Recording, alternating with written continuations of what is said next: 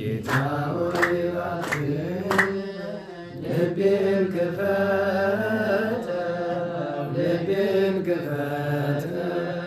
የልድያን ልብ እንደከፈተ ልቤን ክፈተው የልድያን ልብ እንደከፈተ። በስመ አብ ወወልድ ወመንፈስ ቅዱስ አሐዱ አምላክ። በስመ አብ ወወልድ ወመንፈስ ቅዱስ አሐዱ አምላክ። በስመ አብ ወወልድ ወመንፈስ ቅዱስ አሐዱ አምላክ አሜን። የአባቶቻችን አምላክ የቸርነት ባለቤት ቸሩ እግዚአብሔር ከዚህ ሰዓት ከዚህ ዕለት ያደረሰን ቅዱስ ስሙ የተመሰገነ ይሁን። እንዴት ዋላችሁ? እንዴት ቆያችሁ? ቸርነቱ፣ ምሕረቱ፣ ይቅርታው፣ በጎነቱ የባሕሪ ገንዘብ የሆነ አምላካችን መድኃኒታችን ኢየሱስ ክርስቶስ ለአምላክነቱ እንደሚገባ ቅዱስ ስሙ የተመሰገነ ይሁን። እመቤታችን ወላዲተ አምላክ ንጽሕት ቅድስት ድንግል ማርያም፣ ቅዱስ መስቀል፣ ቅድስት ቤተ ክርስቲያን ያከበራቸው የወደዳቸው ቅዱሳን ሁሉ ስማቸው የተመሰገነ ይሁን። እንኳን አደረሳችሁ።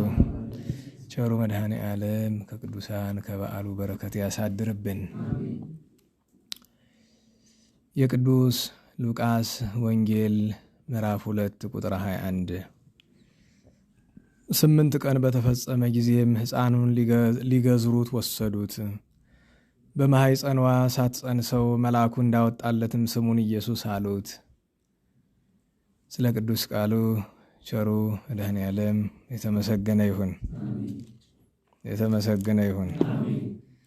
ንባቡ ያጠረበት ምክንያት ከዚህ በኋላ ያለው የንባብ ክፍል በሌላ ጊዜ የሚነበብ ስለሆነ በ40 ቀን ወደ ቤተ መቅደስ መግባቱን ስምዖን እንደታቀፈው የሚገልጠው ክፍል ስለሆነ ማለት ነው። ቀጥለን ሌላ ጥቅስ ከአንደኛ ነገሥት እናነባለን።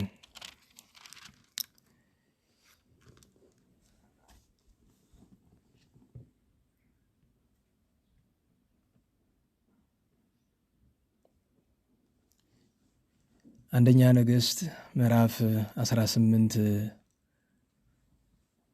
ቁጥር 20 አክዓብም ወደ እስራኤል ልጆች ሁሉ ልኮ ነቢያቱን ሁሉ ወደ ቀርሜሎስ ተራራ ሰበሰባቸው። ኤልያስም ወደ ሕዝቡ ቀርቦ እስከ መቼ በሁለት አሳብ ታነክሳላችሁ? እግዚአብሔር አምላክ ቢሆን እርሱን ተከተሉ፣ በዓልም አምላክ ቢሆን እርሱን ተከተሉ አለም። ሕዝቡም አንዲት ቃል አልመለሱለትም። ኤልያስም ሕዝቡን ከእግዚአብሔር ነቢያት አንድ እኔ ብቻ ቀርቻለሁ፣ የበዓል ነቢያት ግን 450 ሰዎች ናቸው። የማምለኪያ አጸድ ነቢያትም 400 ናቸው። ሁለት ወይፈኖች ይስጡን፣ እነርሱም አንድ ወይፈን ይምረጡ፣ እየብልቱም ይቁረጡት፣ በእንጨትም ላይ ያምኑሩት፣ በበታቹም እሳት አይጨምሩ። እኔም ሁለተኛውን ወይፈን አዘጋጃለሁ፣ በእንጨቱም ላይ አኖረዋለሁ፣ በበታቹም እሳት አልጨምርም። እናንተም የአምላካችሁን ስም ጥሩ፣ እኔም የፈጣሪን የእግዚአብሔርን ስም እጠራለሁ። ሰምቶም በእሳት የሚመልስ አምላክ እርሱ አምላክ ይሁን። ሕዝቡም ይህ ነገር መልካም ነው ብለው መለሱ። ስለ ቅዱስ ቃሉ ቸሩ አምላካችን እግዚአብሔር የተመሰገነ ይሁን። እንግዲህ ለትምህርታችን ማንሻ በ21ኛው ቁጥር ያለውን እናደርጋለን። ትንሽ ስለሚከብድ ቀኑ አጭር ትምህርት ይሆናል ብዬ ተስፋ አረጋለሁኝ። ቅዱስ ኤልያስ ለእስራኤላውያን ጥፋታቸውን ሲናገር እስከ ማእዜኑ ተሐነክሱ በክልኤሆን ጌጋያቲክሙ፣ እስከ መቼ በሁለት በደል ታነክሳላችሁ? አማርኛው ሐሳብ ይለዋል፣ ግን በጥሬው እስከ ማእዜኑ ተሐነክሱ በክልኤሆን ጌጋያቲክሙ፣ እስከ መቼ በሁለት በደል ታነክሳላችሁ? ለመ እግዚአብሔር አምላክ ኪያሁ አምልኩ ወለመቤል አምላክ ኪያሁ ትልው። እግዚአብሔር አምላክ ነው ብላችሁ ካላችሁ እርሱን አምልኩ፣ የለም እኛ የምናመልከው ቤል በአሊም ዳጎንን ነው ካላችሁ እርሱን ተከተሉ ብሎ የተናገረው ኃይለ ቃል ነው። ቀደም ሲል ያነበብኩት በቅዱስ ሉቃስ ወንጌል በሁለተኛ ምዕራፍ ያለው ኃይለ ቃል ዛሬ ትልቁ በዓል ነው።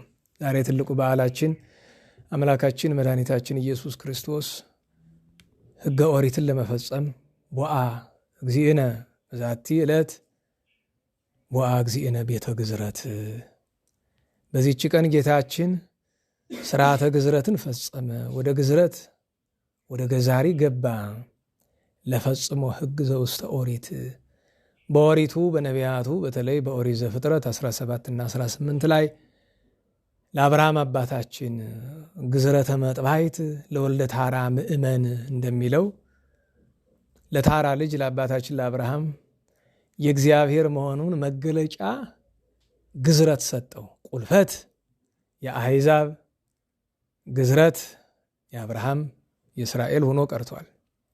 ጌታም በቅዱስ ዮሐንስ ወንጌል በ7ኛው ምዕራፍ የሰንበት ነገር ተነስቶ ሲገስጻቸው ወበሰንበት ትገዝርዎ ለሰብ፣ በሰንበት ምንም ማድረግ አይገባም ትላላችሁ፣ ግን በሰንበት ቀን ሰውን ትገርዛላችሁ።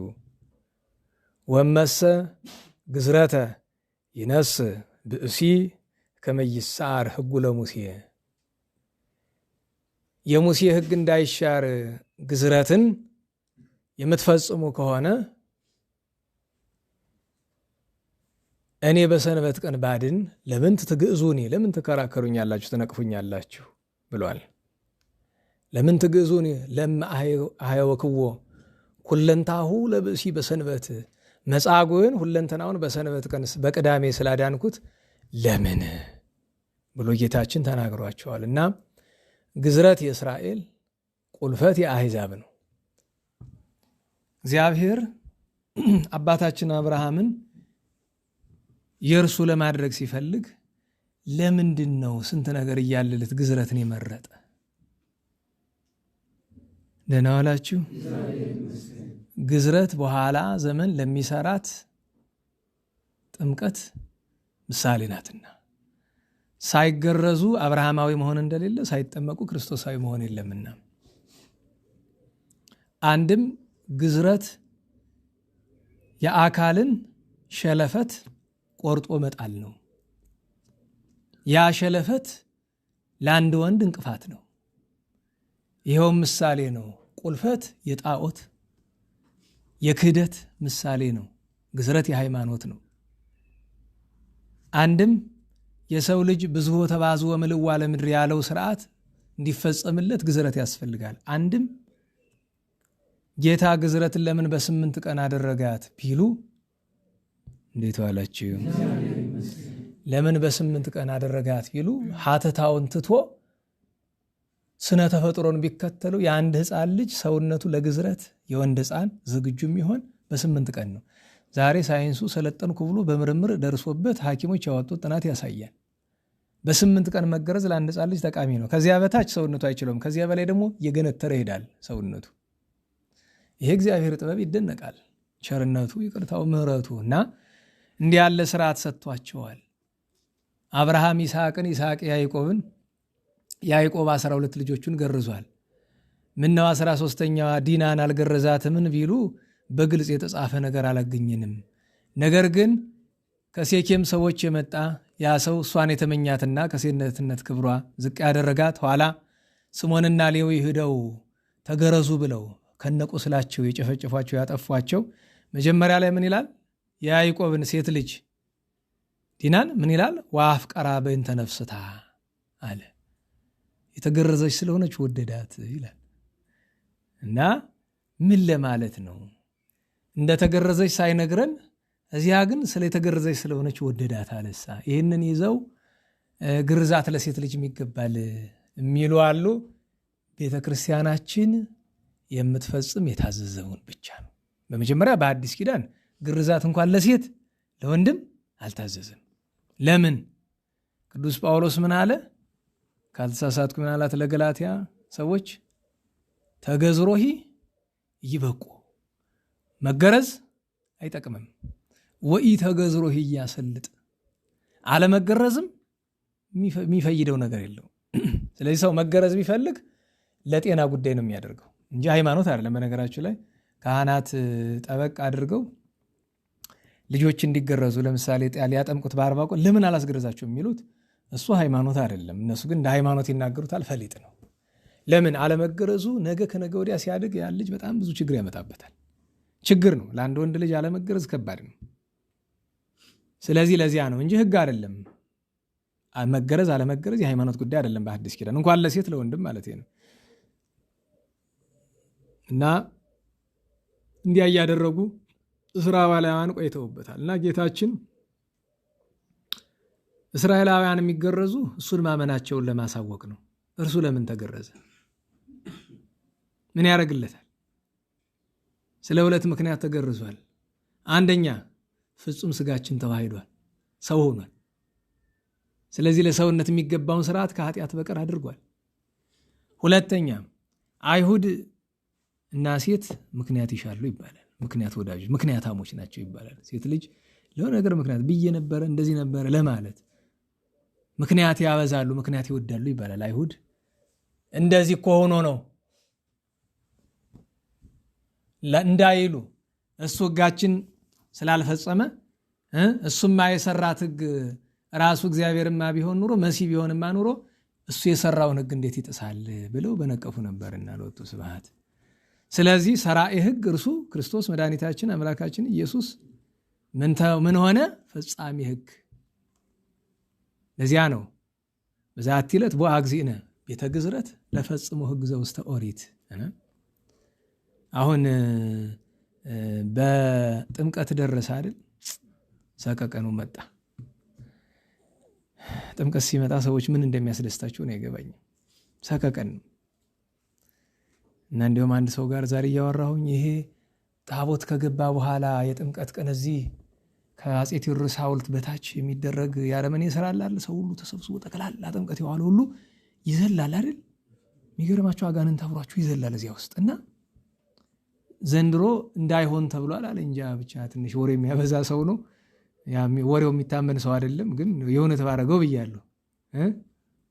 የወሬ ሰው ነው፣ ግን የሚታመን ሰው አይደለም። ይህንን ወሬ ያመጣው ሰው ነፋስ የሚባል ሰው ታውቃላችሁ?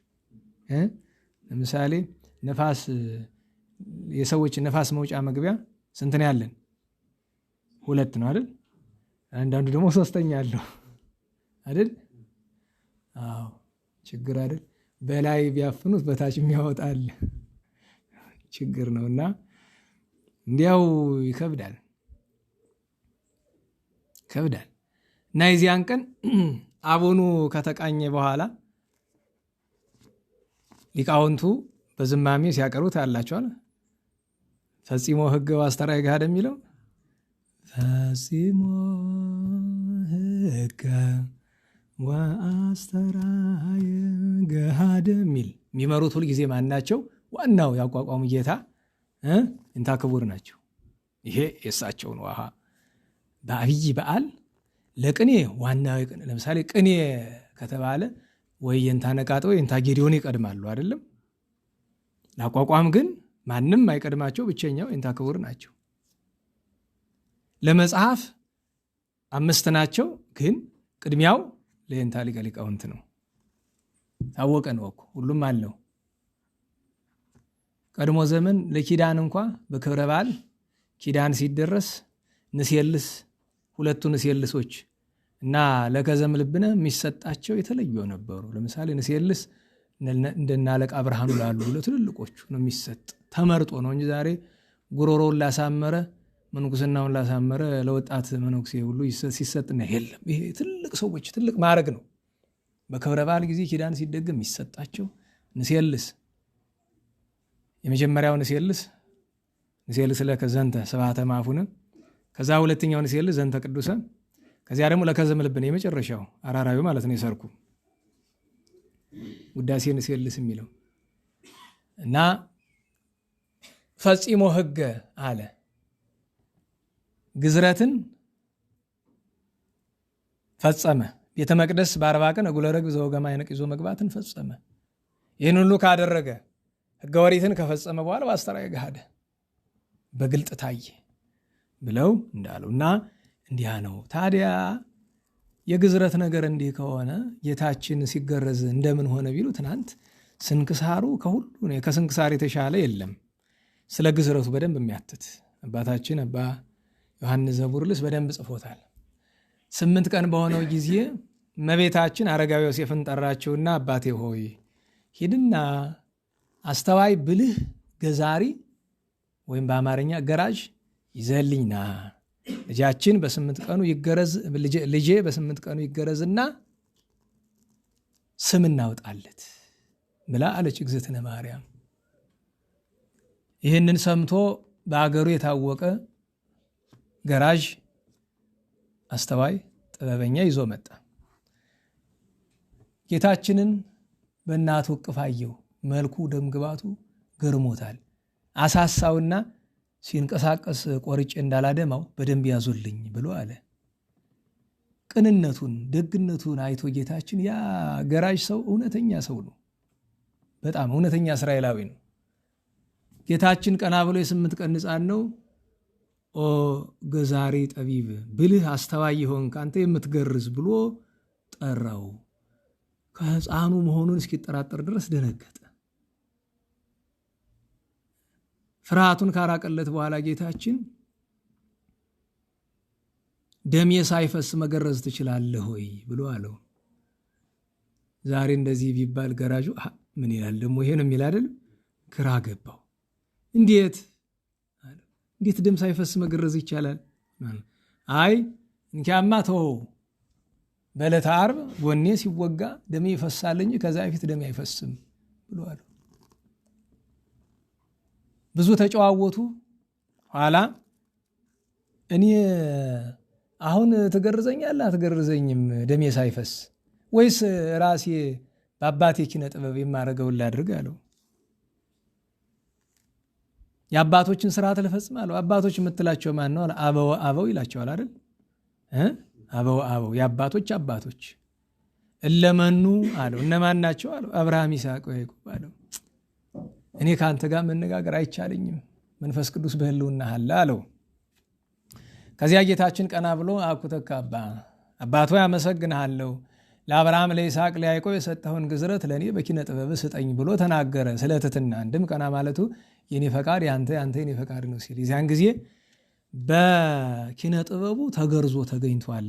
ይኸውም የእመቤታችን አንድያ ልጇ በሕቱም ድንግልና ጸንሳ በሕቱም ድንግልና የወለደችው ነውና እመቤታችን የወለደችው አምላክ ወልደ አምላክ ጌታችን ኢየሱስ ክርስቶስ በራሱ ተገርዞ ስለተገኘ ከስንት አንድ ነው። ብዙ ጊዜ በእርግጥ እኔ ገጥሞኝ አያውቅም ሲባል ነው የምሰማ። ማርያም ግርዝ ይባላል አይደል? በተፈጥሮ ተገርዞ የሚወለድ ካለ እንደዛ ይባላል። እና እንግዲህ እግዚአብሔር ከቁስል ዳን ያለው ማለት ነው። እኔ ግን አይቼ አላውቅም ሲባል ነው የምሰማ። እገሌም እንደዛ ነው ተብሎ በተግባር ሰምቼ አላውቅም። ልጅነታችን ጀምሮ ግን እንዲያ እንሰማለን። እና እንዲያ ሆኖ ታዲያ አባ ቅዱስ ዮሐንስ ዘቡርልስ ምን አለ? የጌታችን መገረዙ እንደምን ነው ትለኝ እንደሆነ ከእመቤታችን በሕቱም ድንግልና መወለዱ ሐዋርያት ባሉበት በጽርሐ ጽዮን እንደተዘጋ ገብቶ መውጣቱን እንደምን እንደሆነ እንደማንመረምረው ይህንን ማንመረምረውም እጹብ እጹብ ብለን እናመሰግናለን እንጂ ብሏል። የበዓለ ግዝረቱ በረከት ይደርብን። ሁለተኛው በዓል እንግዲህ ስለ ግዝረቱ ምናልባት አንድ ነገር ልጨምርላችሁ። ማለት ስለ በዓሉ ኢትዮጵያ ውስጥ ግዝረት በሰፊው አይከበርም። ይገርመኛል። ትልቅ በዓል ሆነ ሳለ ጥንት በጣም ይከበር ነበረ። ከጌታችን አበይት በዓላት አንዱ ስለሆነ እና ጥንታዊ ኢትዮጵያ ውስጥ ያለ በጣም ጥንታዊ ስፍራ አለ። ግዝረት ጥንት አንስቶ የሚከበርበት ታውቁታላችሁ። በእኛ አካባቢ ነው፣ ወደ ጣና አካባቢ በዓለ ኢየሱስ ይባላል አይደል? ግዝረት በማለት ፈንታ በዓሉ ምንድን ነው የሚባለው? በዓለ ኢየሱስ። ለምንድን ነው በዓለ ኢየሱስ የሚባለው? ስሙ ኢየሱስ ተብሎ ይወጣለት በዚህ ቀን ስለሆነ። ቦታው ክብራን ገብርኤል ታውቃላችሁ? ክብራን ገብርኤል መንታ ነው። ወደዚህ ብሎ ማን አለ? እንጦንስ ኢየሱስ። አዎ የአባ እንጦንስና የጌታችን ኢየሱስ ክርስቶስ ታቦት ያለበት በጣም ረጅም ጊዜ ጠፉ ነው ኑሮ። አሁን ግን ተመስርቷል ድጋሚ እና እሱ ነው። አንድ የዘነጋሁት ነገር ዛሬ እመቤታችን ምን ብላ ስም አወጣለችለት? ኢየሱስ አማኑኤል። አማኑኤል ማለት እግዚአብሔር ከኛ ጋር ነው ማለትም ከስጋችን ስጋ ከነፍሳችን ነስቶ አንድ አምላክ አንድ አካል አንድ ባህሪ መሆኑን መናገር ነው። ወዘ ስም አብይ ጥቀል አይደለም ቅዱስ ሳዊሮስ። ይህ ስም ገናና ነው። አማኑኤል የሚለው ስም ገናና ነው። ወይደሉ ፈሊጦቱ ብሏል። ወደ ሁለት ሊከፍሉት ሁለት አካል ሁለት ባህሪ ሊሉት አይገባም፣ አንድ አካል አንድ ባህሪ እንጂ ብሏል። እና አማኑኤል ማለት እንዲያ ነው። ኢየሱስ ምን ማለት ነው? መድኃኒት። መድኃኔ ዓለም ስንል እኮ እሱ ነው። ኢየሱስ እና መድኃኔ ዓለም ተመሳሳይ ናቸው። እና ታላቁ ሊቅ ቅዱስ ዮሐንስ አፈወርቅ ምን ይላል? ይላል ወየው እያለ ሕማሙን እያሰበ አማኑኤል አምላክነ ይላል። አማኑኤል አምላካችን፣ ኢየሱስ መድኃኒነ፣ ኢየሱስ መድኃኒታችን፣ ክርስቶስ ንጉሥነ፣ ክርስቶስ ንጉሳችን። በምስጢር እኮ እየተረጎመውም ጭምር ነው። ክብሩን የነገረን ብቻ ሳይሆን ትርጉም እየነገረን ነው። እግዚአብሔር የበዓሉን በረከት ያሳድርብን። ሁለተኛው በዓል አባታችን ኖህ ነው። ኖህ ከአዳም 10ኛ የላሜህ ልጅ 500 ዓመት በድንግልና የኖረ እግዚአብሔር አዞት ፍጥረት የሰው ልጅ ይጠፋልና ለዘር አንተን ላስቀር ስለፈለግኩ ሚስት አግባ ብሎ ሃይከል ወይም አምዛራን የአቡዚር ልጅን አጋብቶታል፣ እንዲያገባ አድርጎታል። በ100 ዓመት ውስጥ 3 ቀን አብሯት አድሯል። በ3 ሩካቤ ሴምን፣ ካምን፣ ያፌትን ወልዷል። እዚያ መርከብ ስራ አለው። ይቤሎ እግዚአብሔር ለኖህ ግበር ታቦተ በዘትድህን አንተ ወኩሉ ቤትከ፣ አንተና ቤተሰብ ሁሉ ትድኑ ዘንድ መርከብ ስራ አለው። እሺ አለ። ተሳለቁበት። ደቂቀ ቃየል ከነሱ ጋርም ወርደው የተቀላቀሉ ደቂቀ ሴት ዘበቱበት። ይህ ሽማግሌ ዝናም ዘንሞ ተራራዎች ሁሉ በውሃ ይሸፈናሉ። እንዴት ዛሬ አሁን እንደዚህ ቢነገር የሚያምን አለ? ሳይንስ ምን የሚላችሁ ነገር አይስ ኤጅ ምናምን ኤጅ ይላችኋል አይደል ወይ? ኤጁን ተው እስቲ። እኔ ሳይንስ ጨዋታ ያስገርመኛል አንዳንድ ጊዜ። ዝም ብዬ በነገራችሁ በጣም ነው መገረም። ዶክመንተሪዎቻችሁን ያለው ዝም ብለው ታውቃላችሁ፣ እርግጠኛ ሆኖም ሲያወሩ ታውቃላችሁ። ድሮ እንደዚህ ምናምን የሆነ ነገር ከቢሊየን ዓመት በፊት ይሏቸዋል። ቢሊየን ዓመቱን ትቶ ቢሊየን ዶላር አላቸው። እሱን ቢያከፋፍሉንና ረሃብተኞቻችን ብንመግ እውነቴን ነው። ቢሊየን ዓመቱን ለራሳቸው ብሩ ለኛ ሰጡና ድሃ ቢበላው አፍሪካ ውስጥ ያለ ድሃ ከአፍሪካ ዘርፈው ነው ቢሊየን ገንዘብ ያፈሩ። ታወቀ እኮ ነው። ኮንጎ ትበቃቸዋለች እኮ። እና ያስገርመኛል። እና አባታችን ኖህ መርከብ ሰራ፣ እንደታዘዘው አድርጎ ሰራ። ቅዱስ ሱሪያል ተራዳው። ሰዓቱ ሲደርስ ከፍጥረት ሁሉ ከሚበላም ከማይበላም ከሚበላ 7 ከማይበላ 2 ወንድና ሴት እያደረገ አስገባ። ኋላ የሰማይ መዝገቡ የውሃ መዝገቡ ተከፈተ። የምድር አንቀይት ቀዳዳዎቿ ተከፈቱ። እንዴት ዋላችሁ? ይህ ውሃ ምን ይባላል? ማየ አይ አይደል? የጥፋት ውሃ። አደራረጉ እንዴት ይመስላችኋል? ከበረዶ በጣም የሚቀዘቅዝ ውሃ ከታች፣ በጣም የፈላ ውሃ ከላይ ነው። የትም መሸሻ የለም። ምክንያቱም ፍጥረቱ ሊጠፋ በዛ ነው። 40 መዓልት 40 ሌሊት ዘነመ። እስከ 150 ቀን ድረስ እንዲያያለ ቆየ። ለአንድ ድፍን ዓመት ያክል ውሃው በዚያ በተራሮች ላይ እንደዚያ ሆኖ ቆየ።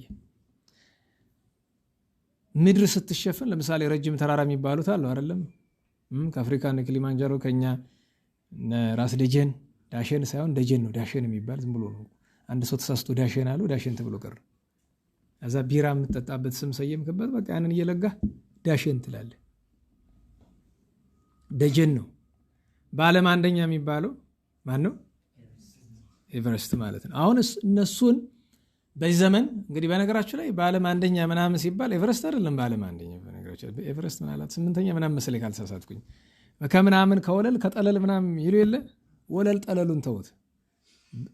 ዝም ብሎ የተራራ ቁመት ከሆነ የተራራ ቁመት ኤቨረስት አንደኛ አይደለም። የተራራ ቁመት ከሆነ ራስ ደጀንም እንደዛ የሚባለው ዝም በቁመት አይደለም። በቁመት ራስ ደጀን የሚበልጡ ሌሎች ተራሮች አሉ ኢትዮጵያ ውስጥ ራሱ። እነሱም ያሰሉበት ከባህር ወለል ከባህር ጠለል ምናምን ይላቸዋል።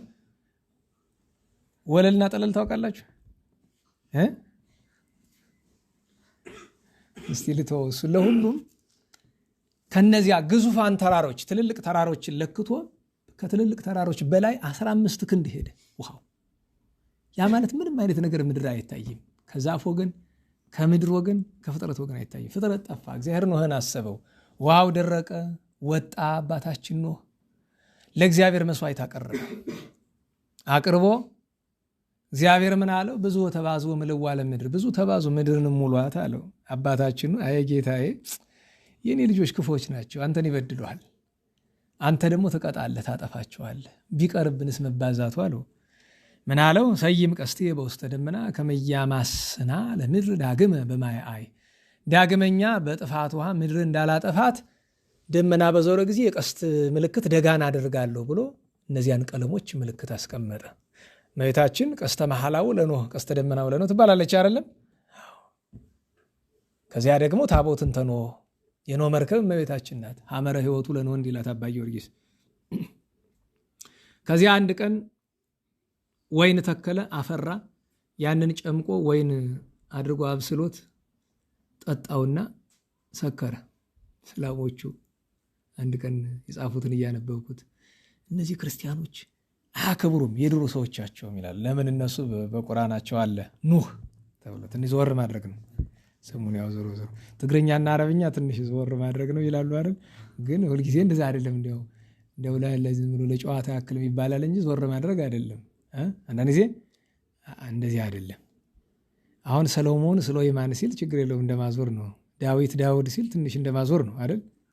ግን የማይመጣ አለ። ለምሳሌ ዮሐንስ ብሎ ያህያ ይላል የተገናኝቶ አይደል? እና እንደዚያ ነው። ሁሉን ዝም ብለህ ዞር ማድረግ ነው ብለህ ዮሐንስ የሚለውን ብታዞረው አይመጣልህም። እና አያከብሩም። ለምን? በመጽሐፍ ቅዱሳቸው ኖህ ሰከረ ይላሉ። ረዳ ገባን እና ሰከረኛ ምን እናደርግ? መጽሐፍ እንዴት ዋላችሁ? ኖህ እኮ ጻድቅ ነው፣ ቅዱስ ነው፣ እግዚአብሔር ነው እኮ አላለም። እሱን ረዳ ገባን። ሰው እኮ ነው። ጥፋት አይጻፍ ነው፣ አጠፋማ ይጻፋል። ግን ደግሞ አባታችን ኖህ በመስከሩ አጥፍቷል ነው አላለም እኮ። መጀመሪያ ጥፋት ነው እኮ አላለም። ኖህ የሰከረበት ምክንያት እዚህ ቤት አታስታውስም? የዛሬ 6-7 ዓመት አካባቢ የኖህ ስካር የሚል ረቡዕ የተሰጠ ትምህርት የሚያስታውስ ሰው አለ? እንዴት ዋለች? ኖህ አባታችን ሲሰክር ማን አየው? ከነአን ሄዶ ለማን ተናገረ? ለአባቱ ለካም። ካም አይቶ ምን አደረገ? ሳቀ። ሄዶ ለማን ነገረ? ለሴምና ለያፌት። እነሱ ምን አደረጉ? ግምጃ ይዘው ፊታቸውን ወደ ጀርባ ዞር ራቁትን ሳያዩ አለበሱት። ይሄ ሁሉ እኮ ምስጢር ነው። ኖህን ያሰከረው ወይን ነው። ኖህ የጌታ ምሳሌ ነው። ጌታችን በሰው ልጅ ፍቅር በሰከረ ጊዜ መስከር የሚለው ቃል ያው በፍቅር ብዛት በመስቀል ላይ ምን ሆነ? ተራቆተ። ራቁቱን ማን አየ? ይሁዳ። ለማን ነገረ? ለአይሁድ። አይሁድ ምን አደረጉ? ዘበቱበት። ይህንን ማን ሰሙ? ዮሴፍ፣ ኒቆዲሞስ ሁለቱ ምን አደረጉ? በድርብ በፍታ ገንዘው ቀበሩት። አታውቅም? ይሄንን የኖህ ስካር ምስጢር ነው። ስካር ጥሩ ነው እያልን አይደለም። ሰው ነው እሱ። ሰው ነው፣ ደካማ ጎን ሊሆን ይችላል። እና እንዲያ ሆነ። ከስካሩ በነቃ ጊዜ ሰው ምን ቢሰክር ውሉን አይስትምና ሴምን 2 መረቀው። 1 የሴም አምላክ እግዚአብሔር ይመስገን አለ። የሴም አምላክ ልብ በሉ ነናዋላችሁ ለእግዚአብሔር ቅርብ ነህ ሲለው። 2ኛ ለይድር እግዚአብሔር ውስጥ ቤቱ ለሴም ሴም እግዚአብሔር በማን ቤት ይደር? በዚህ ምክንያት ክርስቶስ ከሴም ዘር ተወለደ። ጥንቱንም ከአብርሃም ቤት አብርሃም ድንኳን አድረዋል ሥላሴ። ነገ የምናከብራቸው ስሉስ ቅዱስ እና ያፌትን ግዛትን ያስፋላለው። ካምን ግን ለወንድሞች ባሪያ ሁን አለው። ባሪያ ሁን አለው እና አባታችን ኖህ ጻድቅ ነው፣ ቅዱስ ነው፣ ክቡር ነው፣ ገናና ስም ያለው ነው። አንዳንድ ጊዜ ገርመኛል። 500 ዓመት ዝም ብልስ ባልናገርስ ማቀለው እየመሰለኝ እኮ ነው። 500 ዓመት በድንግልና መኖር ምን ማለት ነው? ረስቶት እኮ አይደለም ድንግልናውን። አንዳንድ ሰው አለ ረስቶት የሚኖር ብዙ ሰው እኮ አለ። ረስቶት ኋላ ቆይቶ ብንን ይልና እውሮ የኔ ሳላገባ የሚል ማለት ነው። 500 ዓመት በድንግልና ሲኖር ምን ይመስላችኋል? ስራው 2 ስራ ነው ያለው። 1 የአባታችን የአዳም ክቡር አጽምን ይዞ ያን ክቡር ስጋውን ይዞ መስዋዕት ለእግዚአብሔር በየቀኑ ያቀርብ ነበረ። ይጾማል፣ ይጸልያል። ሁለተኛ ስራው ምንድን ነው? ማልቀስ። ለምን? ዓለም ሊጠፋ እንደሆነ ታወቀው። ቅዱስ ሰው ነው፣ ክቡር፣ ለየት ያለ። እግዚአብሔር በረከቱን ያሳድርብን ያሳድርብን። ከዚያ ወደ ቅዱስ ኤልያስ እንመጣለን ደረጃውን ይዘን። ስለ ቅዱስ ኤልያስ ለመነጋገር ከባድ ነው። በዚህ ዘመን እንደ ኖህ መርከብ ሰርተናል ግቡልን ልጠፉ ነው የሚሉና አሉ። ኤልያስ መጥቷል የሚሉት አሁን ቅርብ ጊዜ እያያችኋቸው ነው። ወንድማችን ያወጣባቸውን ነገር ኤልያስ መጥቷል ብለው የሚሉ ሰዎች አንድ ሊቅ ያሉትን ሰምታችኋል አይደለም? እንዴት ዋላችሁ? አንድ ሊቅ ምን አሉ? አይ ነገራችሁ ጥሩ ነበረ፣ ግን አንዲት ነገር ሳታችሁ። ኤልያስ እኮ ብቻውን አይመጣም፣ ሄኖክን ረሳችሁት። አብራችሁ ብታመጡት ጥሩ ነበረ። ኤልያስ ብቻውን አይመጣም፣ ሁለት አይጾቀ ወይን አስካለ ወይን ይላቸዋል አይደለም? ሄኖክና ኤልያስ አይለያዩ፣ አንድ ላይ ናቸው። እና ኤልያስ መጣ ይላሉ። ኋላ ጌታችን ለዮሐንስ ባለ ራእዩ ለነጎድጓድ በራእዩ መንገልጦለታል። አባቶቻችን ምን ይላሉ? ጌታ ከመምጣቱ በፊት ክርስቶስ ከመምጣቱ በፊት ሐሳዊው ክርስቶስ ይመጣል አይደለም? ንገሩኝ። እውነተኛው አምላክ ጌታችን ክርስቶስ ከመምጣቱ በፊት እውነተኛው ኤልያስ ይመጣል አይደል? ልክ እንደዚያ ሁሉ ሐሰተኛው መሲህ ከመምጣቱ በፊት ሐሰተኛው ኤልያስ ይመጣል። እንዳትረሱ። ከቶውኑ እነዚህ ኤልያስ መጣ የሚሉ ሰዎች አጋንንት ያደሩባቸው ናቸው። ዓላማቸው ምንድን ነው? ክርስትናን አጥፍቶ የአይሁድ እምነትን በኢትዮጵያ መትከል ነው የሚፈልጉት። እኛ የአይሁድ እምነትን አንፈልገውም። እኛ አይሁዳውያን አይደለንም። በዘር አይሁዳዊነት ችግር የለውም፣ አይሁዳዊ መሆን። በእምነት አይሁዳዊ መሆን ግን በዓለም የከፋ። በነገራችሁ ላይ ደጋግሜ ነግሬያቸዋለሁ፣ ከእስልምና አይሁዳዊነት ይከፋል፣ ከአይሁዳዊነት ፕሮቴስታንቲዝም ይከፋል። ይህን ማወቅ አለባችሁ። አከፋፉ እንዴት ይመስላችኋል? እስልምና አምላክነቱን አይቀበልም፣ ግን ቢያንስ እንኳ ሎቱ ስብሐት እንደ ፍጡር ማድረጋቸው በጣም ነውር ቢሆንም እንኳ ጥቂት አክብሮት አላቸው። እንደ ነቢይ ቆጥረው ጥቂት አክብሮት አላቸው። ጥቂት እንዲያው እያነጻጸርን ያለው ከበጣም መጥፎና እንደዚያ ካለው ነው። ከሱ ቀጥሎ አይሁዳውያን ይከፋሉ ብለናል። አይሁዳውያን ጨርሶ ህላዌውንም አይቀበሉም። ጨርሶ የሰውነት ክብር እንኳን የአምላክነት ክብር የሰውነት ክብርን መቀበል አይፈልጉም። ፈጽሞ እንደ ጠላት ነው የሚያዩት። ሎቱ ስብሐት። ታዲያ እንደዚያማ ከሆነ ጌታ ነው የሚሉት ፕሮቴስታንቶች አሉ ትለኝ እንደሆነ የለም። ፕሮቴስታንቶቹማ እነሱስ አይቀበላቸውም እንጂ እግዚአብሔር አይሁዳውያን የአብርሃምን አምላክ የዳዊትን አምላክ እናመልካለን ይላሉ። ግን ሰቅለው የገደሉት እሱ ራሱን አይቀበላቸውም። ግን ቢያንስ ፕሮቴስታንቶቹ የሚያመልኩ እኮ በቁሙ ራሱን ኢየሱስ ብሎ የሚጠራ አጋንንትን ነው፣ ሰይጣንን ነው። እና ይሄንን ምስጢር አንድ ቀን ትረዱታላችሁ። የከፉ የሚባሉ ብዙ እውነቶች አሉ። ግን በዓለም ትኩረት ከሚሰጡ መካከል የተሻለ እንዲያው ከሌሎቹ ከክፉ የተሻለ እስልምና ነው። ከእስልምና አይሁዳዊነት ይከፋል፣ ከአይሁዳዊነት ፕሮቴስታንቲዝም ይከፋል። ይሄን አንድ ቀን ትረዱታላችሁ። እና ኤልያስ ከቶውኑ አልመጣም። ሲመጣ እሱ ከመጣ በኋላ እቺ ዓለም የሚኖራት እድሜ 3 ቀን ተኩል ብቻ ነው። እናላችሁ እሱ መጥቶ ሲሰዋ መጥቶ ከሐሳዊ መሲህ ጋር ይጋጠማል። ምክንያቱም ኤልያስ ከመምጣቱ በፊት እኮ ዮሐንስ በራእዩ ነገር ሆናል። ማን ነው ይመጣ? ሐሳዊ መሲህ ይመጣል። መጀመሪያ ሐሰተኛው ኤልያስ ይመጣል አይደል? ከዛ ቀጥሎ ሐሳዊ መሲህ ይመጣል። ሐሳዊ መሲህን ለመቃወም እኮ ነው ኤልያስና ሄኖክ የሚላኩት። ይቃወሙታል፣ ይገላቸዋል። በቅድስቲቱ ከተማ ላይ 3 ቀን። የሚገርማችሁ ነገር እሱ ብቻ ሳይሆን የዓለሙ ሰው ሁሉ ደስ ይለዋል ይላል። እሱን አይደለም የሚከተለው ሐሳዊውን ደስ ይለዋል። ወይ ጻገው አምሃ ይላል ዮሐንስ በራእዩ። እርስ በርሳቸው ስጦታ ይሰጣጣሉ። እንኳን ደስ አላችሁ፣ ይሄ ኤልያስ ይሄ ሄኖክ ሞቱልን ነው እኮ እያሉ ማለት ነው።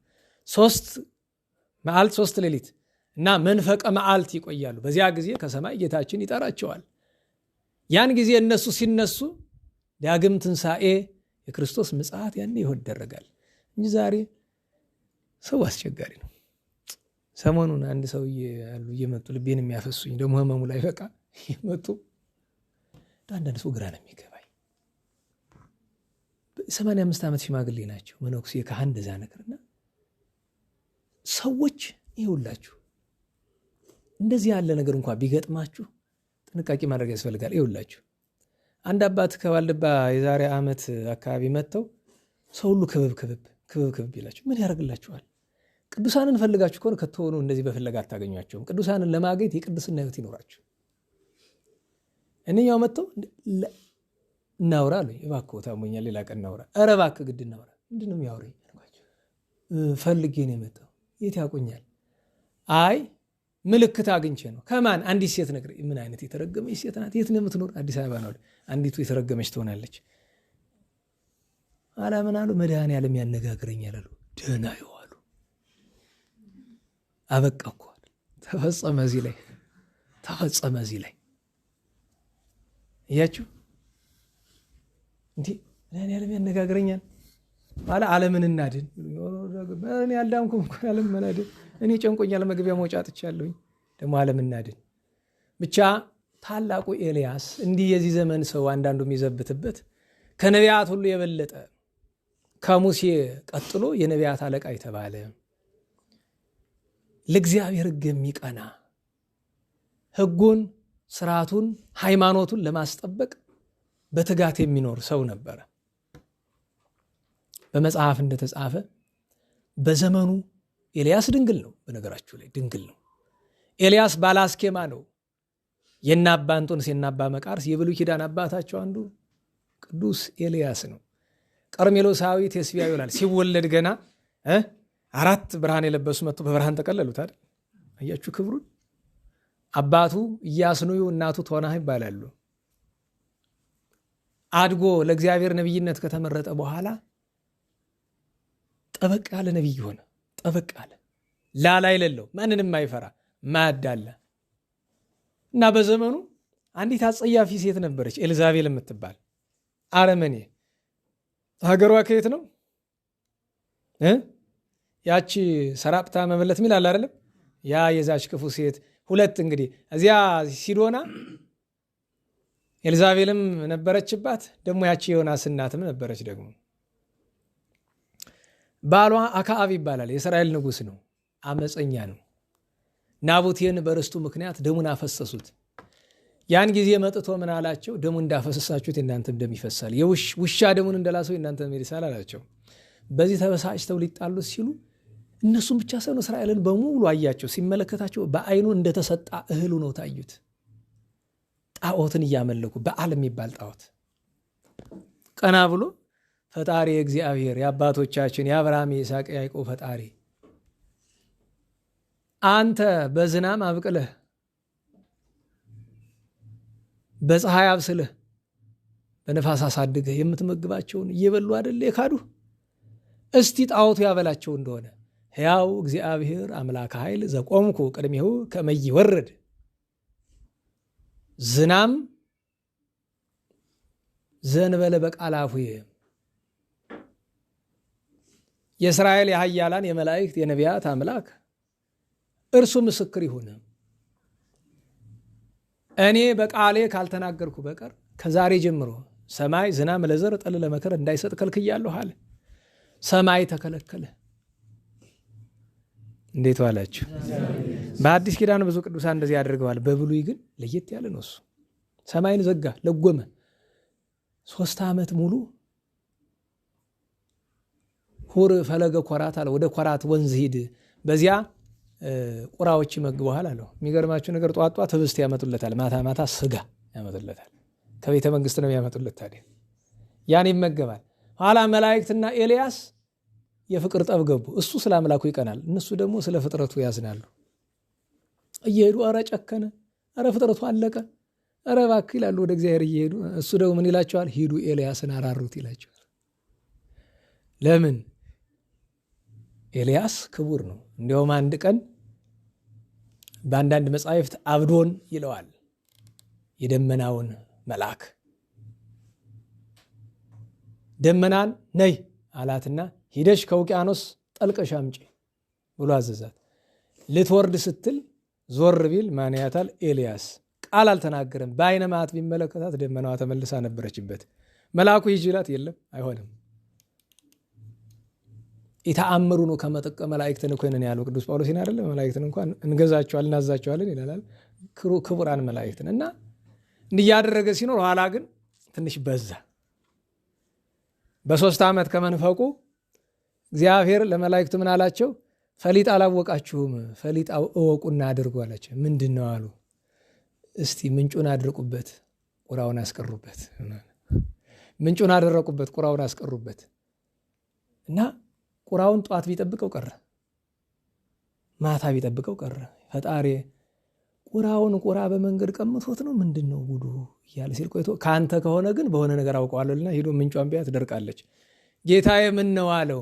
ሂድ ወደ ሰራጵታ አንዲት መበለት እንድትመግብ አዝዣታለሁ ብሎ አለው። እንዲህ የሚያደርግ እግዚአብሔር ለምንድን ነው? አንደኛ የእሷን ቤት ለመባረክ ደግ ሰው ስለሆነች፣ ሁለተኛ ነገር ኤልያስ እንዲያዝን ነው። ሄዳ እንጨት ስትለቅም አገኛት። አንቺ ሴት አላት። አቤት። ውሃ ውሃ አላት። በጣም ጠምቶት ነበረ። በኤልያስ ዘመን ውሃ አለችው። አላወቀችው ኑሯል። መጀመሪያ ለካ ስሜ ጠፍቷል እንዲህ ብሎ አለ። ለምን? በዚያ ዝናብ መቅረት ክፉዎቹ ብቻ አይደለም ደጎቹ አብረው ተቀጥተዋል። ከዚያ እባክሽ እርቦኛልና እንጎቻ ጋግሪልኝ አላት። ከቤቴ ጥቂት ዱቄት ነው ያለች፣ ጥቂት ዘይት ነው ያለች። ያችን እኔና ልጄ ልንበላት ነበር፣ ግን ለአንተ እንስራትና አብረን ተመግበን ነገ እንሞታለን። ለምን እንደዚህ አለች ይሉ የዚያ ዘመን ሰው እሞታለሁ እንጂ እኖራለሁ አይልም፣ የረሃብ ዘመን ነውና። ያን ጊዜ ምን አላት? ያው እግዚአብሔር ምስክር ነው፣ እግዚአብሔር ዝናብ አዝንሞ በረከቱን እስኪሰጥ ድረስ ከቤትሽ ያለው ዘይቱም ዱቄቱም አያልቅብሽም ማለት። ስትሄድ ግን ጠራት። ድጋሚ ዞር ስትል እባክሽ መጀመሪያ እንጎቻው ለእኔ አድርጊልኝ ብሎ አላት። ለምን ቢሉ ከረሃቡ ጽናት፣ 2 ስርዓት ለማስተማር ነቢይ መምህር ነውና ቅድሚያ ለመምህራን ለካህናት ሳይመግቡ ለራስ መመገብ ለምእመናን ነውር ነውና ያንን ጋግራ አበላችው። በዚያ ሰሞን ልጇ በጣም ታመመ፣ ሞተ። የሷ የዛች ሴት እምነት ይገርመኛል። ነቢይ እግዚአብሔር የዋለ ኃጢአቴን በማታ ያደረ ኃጢአቴን በጧት ለእግዚአብሔር እያሳሰብክ ልጄን አስገደልክብኝ አለችው። ሕፃኑን ስጭኝ አላት። ተቀብሎ ወስዶ ቀና ብሎ ጌታዬ ቀድሞ ነቢይ እግዚአብሔር ባል ነበር፣ አሁንማ ነብሰ ገዳዩ ኤልያስ ልባል አይደል? ለእኔ በጎ አድርጋልኝ፣ በእችን ሴት ክፉ አድርገብሃታል፣ አስነሳ ብለዋል። እፍ ቢልበት 3 ጊዜ ተነስቶለታል። ያ ሕፃን ነቢዩ ቅዱስ ዮናስ ነው። ኋላ ሆር አስተርእዮ ለአክዓብ አለው። ሂድ አክዓብን ተገለጥለት አለው። በጎዳና ሲሄድ ማንን አገኘው? አብድዩን የአምሳ አለቃውን አገኘው። ሂድ ንጉሥህን ጥራው አለው። አይ ነቢየ እግዚአብሔር አክዓብ አንተን ሲፈልግ ያልወጣ ወዳጋት ያልወረደው ቁልቁለት የለም፣ አላገኘ። አሁን እጄኔ ኤልያስ ተገኘ ብዬ ብለው ሲመጣ አንተ መንፈስ ቅዱስ ያደረብን መንፈስ ቅዱስ ነጥቆ ሌላ ቦታ ቢወስድህ ልታስቀጣኝ አይደለ ታስገድለኝ ብለው አለው። ሕያው እግዚአብሔርን ከዚህ አለቅም አለው። ነቢያት ሕያው እግዚአብሔርን ካሉ አሉ ነው። ይዞት መጣ። ሲያገኘው ከሰረገላው ላይ ሆኖ አንተኑ ኤልያስ ዘትገፈቶሙ ለእስራኤል፣ እስራኤልን የምትገለባብጣቸው የቀይ ጥቁር የወፍራም ቀጭን የምታረጋቸው አንተነን። አኮ አነ ዘገፈቶሙ አላ አንተ ወቤተ አቡከ፣ ጣዖት የምታመልኩ አንተና የአባትህ ወገን ናቸው እንጂ እኔ አይደለሁም ማለት። እስራኤልን ሰብስብልኝ በደብረ ቀርሜሎስ አለው። ሰበሰበለት። 450 ነቢያት ሐሰት፣ 400 የምራማተ ጣዖት የዚህ ዛፎችን ያመልካሉና የነዚያ ካህናተ ሐሰት ሰበሰቡ። 850 እሱ አንድ ነው። ከዚያ ቅድም የነገርኳችሁ ርዕስ የሚመጣ እዚህ ላይ ነው። ምን አለ? እስከ ማይዜኑ ታነክሱ በክሊዮን ጌጋያቲክሙ፣ እስከ መቼ በሁለት በደል ታነክሳላችሁ? ወይ እግዚአብሔር ምረጡ ወይ ጣዖታችሁን ምረጡ። ለምን መሰላችሁ? እንዴት ዋላችሁ? እስራኤላውያን ማንን ነው የምታመልኩ ሲባሉ ማንን ነው የሚሉ? እግዚአብሔርን። ግን ቤት ሄደው የሚያጥኑ ለማን ነው? ለበዓሊም። እንደዚህ አይመስልም? ዛሬ ስታስቡት ያለንበት ሁኔታ። ታሪኩን እንዝለቀውና በሉ እንኪያስ ዛሬ የመጨረሻው ፍርድ ነው። 2 ወይፈን አምጡልን። 850 አንድ ወይፈን፣ ከወይፈኑ የፈለጉትን ከጊዜውም ከሰዓቱም የፈለጉትን ይመረጡ አለ። 850 ነቢያት ሐሰት ካህናተ ጣዖት ከወይፈኑ የሰባውን መረጡ። ያንን ወስደው አርደው አወራርደው ጸፍጽፈው እዚያ ላይ አድርገው ስማን ዳጎን ስማን ቢል እያሉ መውደቅ መነሳት። ለወትሮ ሰይጣን ለወዳጁ ቅርብ ነው ሲባል ሰምታችኋል። እንዴት ዋላችሁ? ጥቂት ምልክት ለጠንቋዮቹ ለምናምኖቹ ያደርግላቸዋል አይደል? ጥቂት ብልጭ እያደረገ እንደ ክብሪት የምትመስል ያሳይላቸዋል። የቀድሞ ሰው ደግሞ ሞኝ ነው። የአሁኑ ሰው ከሞኝነት ይልቅ በጣም አጓጉል ብልጥነት ውስጥ ገብተናል አይደል? ምርምር ብልጠትን እንወዳለን ከልክ ያለፈ። የቀድሞ ሰው ግን ሞኝ ነው። ያን ቀን ሰይጣን ምልክት ላሳይ ብሎ ቢመጣ በኤልያስ ያደረ መንፈስ ቅዱስ አላስገባዋለ። ያን ጊዜ ኤልያስ በቃ እንዲያው አንዳንድ ጊዜ ይደረጋል ብላችሁ የማታስቡት ነገር አለ አይደል? ይዘብትባቸው ጀመረ። እንዴ የእናንተ አምላክ እኮ እንቅልፋም ነው። ይህን እኮ እንቅልፍ አጥቅቶት ተኝቶናል። ሁሮ አንቀህቦ እስቲ ሂዱና ቀስቅሱት። ይህን እኮ ሰክሮ ደግሞ በአንዱ ጉድጓድ ወድቆ ይሆናል እኮ ሁሮ አምጽህቦ እስቲ ሂዱና አምጡት እያለ ዘበተባቸው።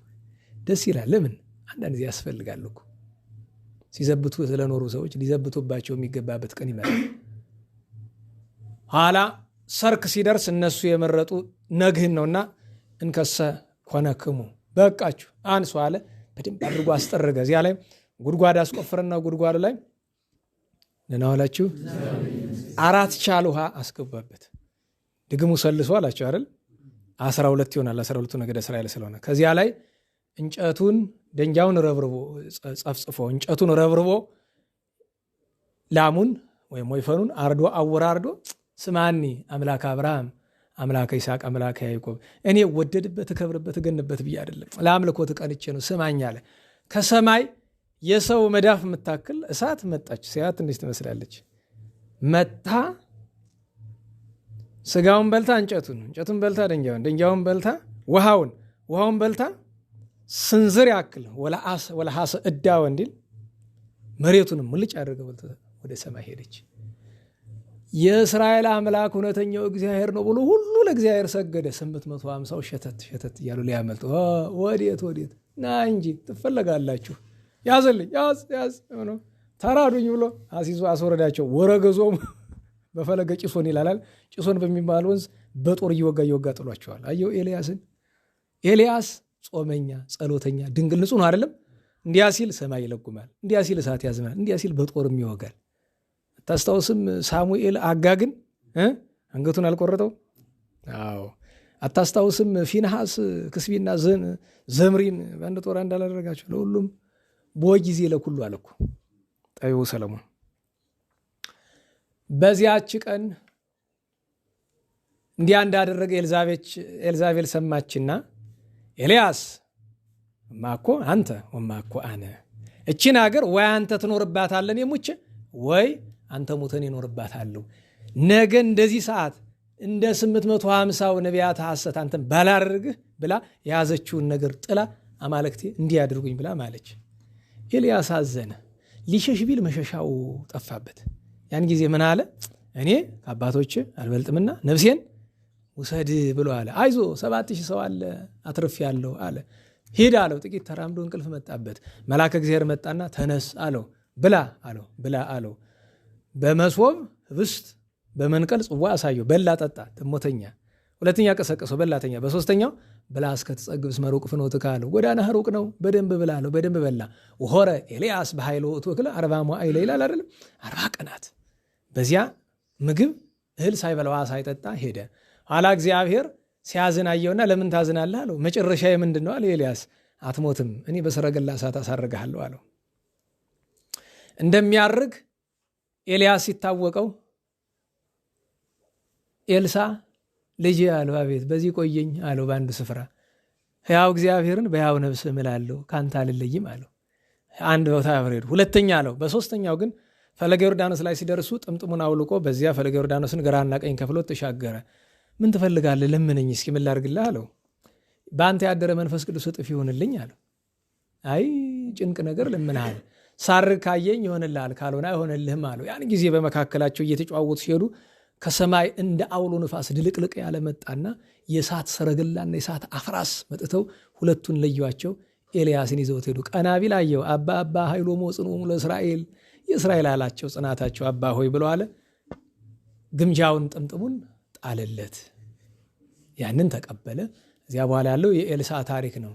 ታዲያ አባቶቻችን ለዚህ ሁሉ አንዳንድ ምሳሌ ያመጣሉ። በመካከል የዘልነው አንድ ታሪክ አለ አይደለም?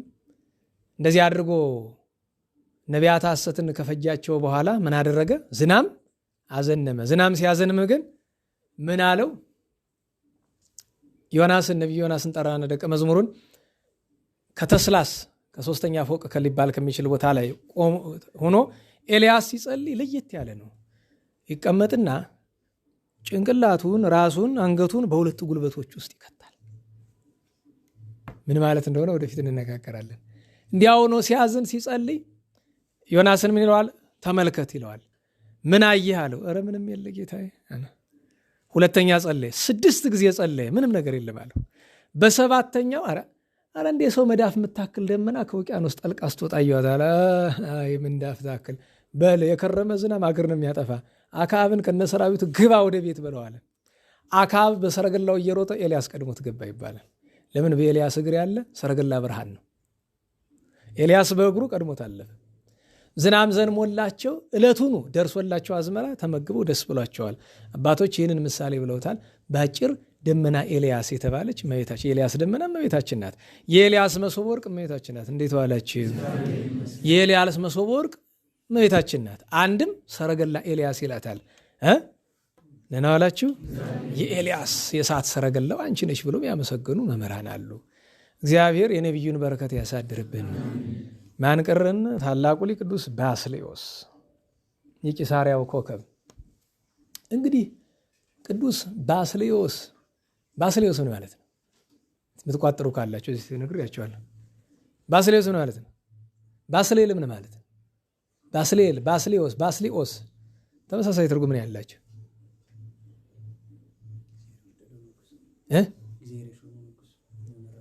አዎ በጥሬው ንጉሥ ማለት ነው። በምስጢሩ ግን ንጉሥ ዘታሬ እግዚአብሔር ተብሎ ተረጎም ይቻላል። ቅዱስ ባስልዮስ አባቱ የስድሮስ ይባላል። ካህን ነው። 5 ወንዶችና አንዲት ሴት ልጅ ወልዷል። ወንድሞቹ ሁሉ ቅዱሳን ናቸው። 5 ናቸው ብያለሁ አይደል? እንዴት ዋላችሁ? አባህሩ የሚባሉ እዚህ በፊት የነገርኳችሁ ታስታውሳላችሁ? የጎንዱ እዚህ አብየ ጊዜ ኖሩ የነበሩት ቅዱስ ሰው የበቁ 80 ዓመት በተባይተው የኖሩ 5 ወንድማማች ናቸው። 5ቱም ባሕታውያን፣ 5ቱም የበቁ ናቸው። ይገርመኛል። የጥንቱ ምሳሌ የሚያስረዳ ነው። የሸዋ ሰው ናቸው እና ቀድሞ አባቶቻችን ምን ይላሉ? የሸዋ ሰው ምናን ያውቃል ይላሉ። ይሄ ሲባል ደግሞ የዘንድሮ ሰው ምንድን ነው? እንዴ ጎንደርስ፣ ጎጃምስ፣ ሸዋስ፣ ወለጋስ ይላል አይደል? ትግሬስ ይላል ደግሞ አይደል?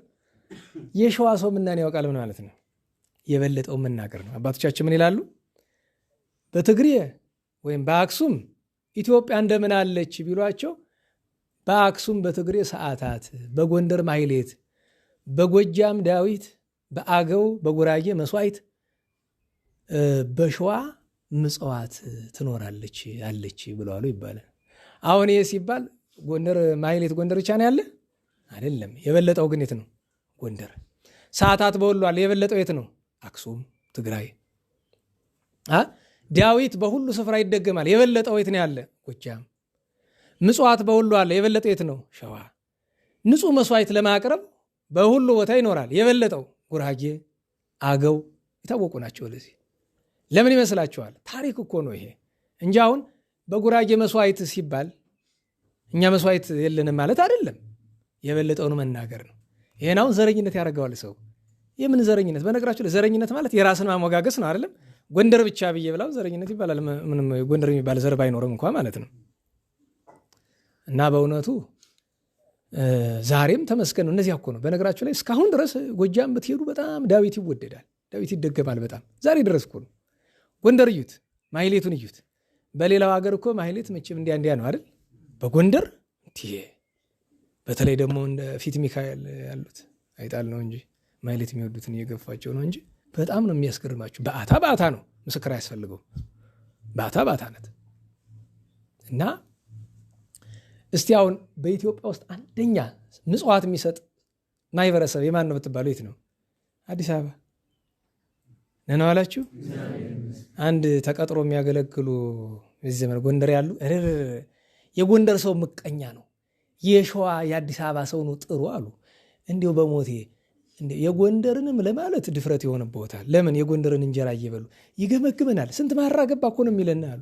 ራሱ ላመጣው ማራ ቢገመግሙ ምን አገባዎት?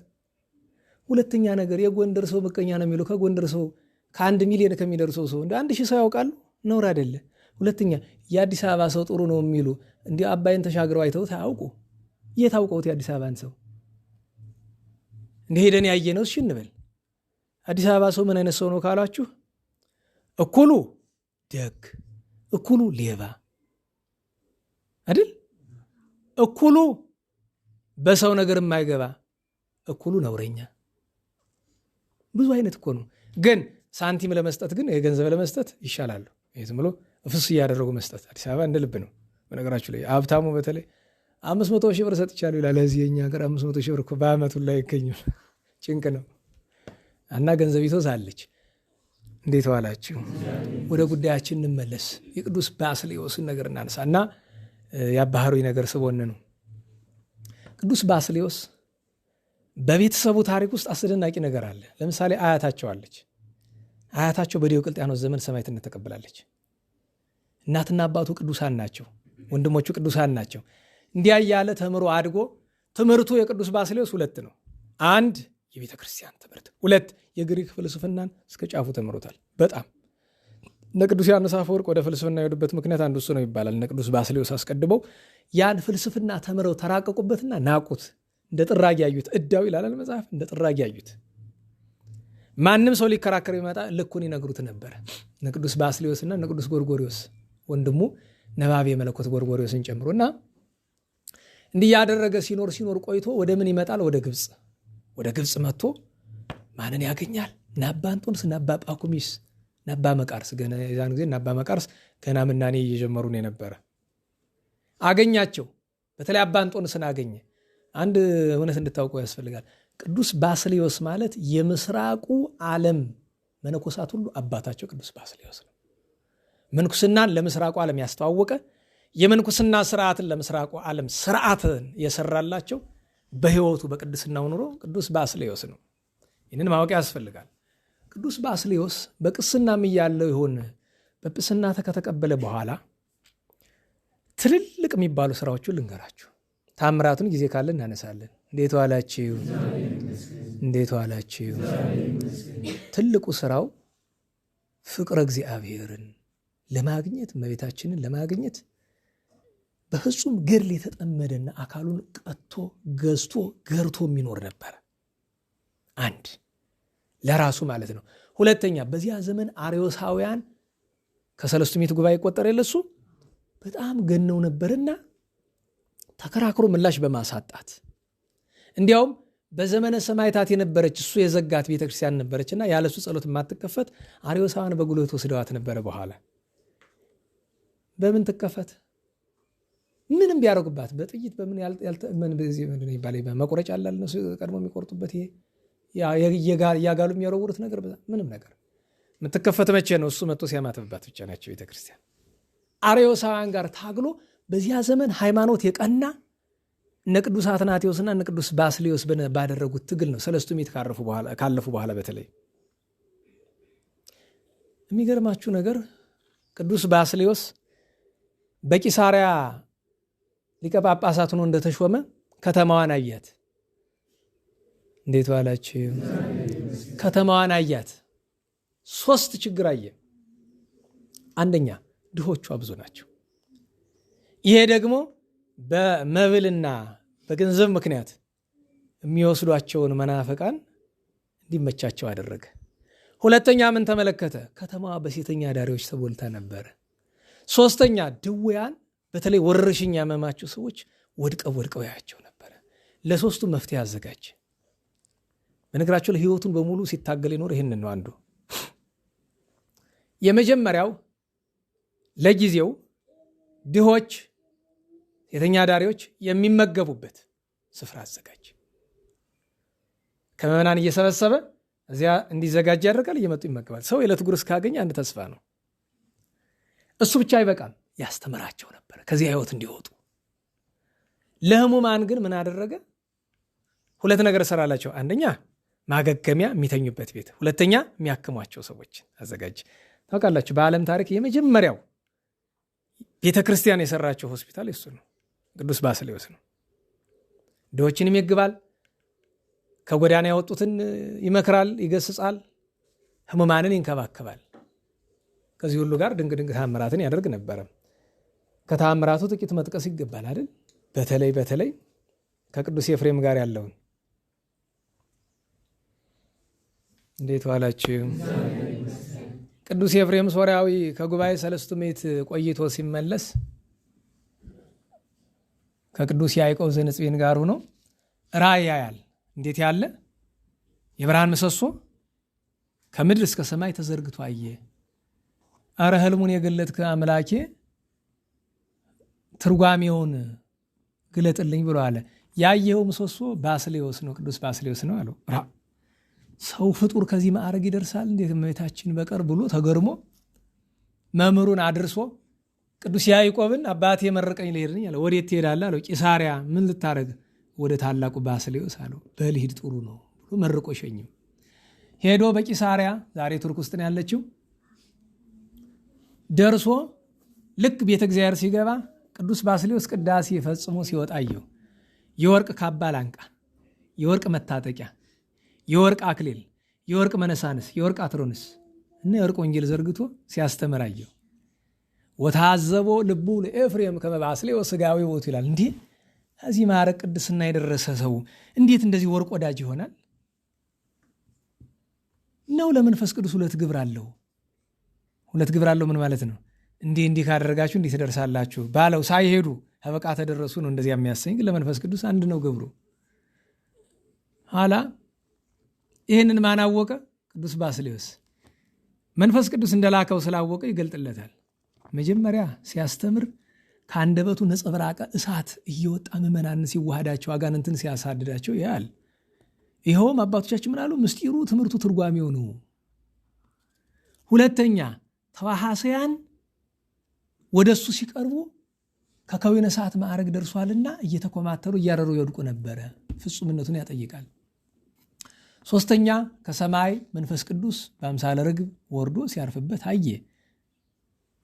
የመንፈስ ቅዱስ ማደሪያ ነው ሲለው ይህን ሁሉ አይቶ እያደነቀ ሊጸልይ ወደ አጸደ ቤተ እግዚአብሔር ሄደ። ዛሬ ቤተ እግዚአብሔር ምን እንለዋለን? በዚያኛው በምስራቅ አቅጣጫ ሄደ። ደቀ መዛሙርቱ የቅዱስ ባስልዮስ እና አባ ወቅሬስ ሌሎችም ነበሩ።